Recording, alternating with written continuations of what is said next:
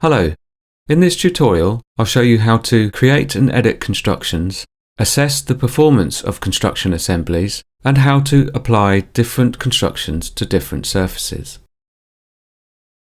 There are many construction assemblies available for different fabric elements. You can access the full tutorial from Designbuilder's website here. This page contains our extensive range of free tutorials, including an introduction to the software and more details on Designbuilder's key capabilities and workflows. The tutorials are all short, enabling you to quickly and easily view the most important details in your areas of interest. They provide an excellent guide for anyone wanting to evaluate Designbuilder.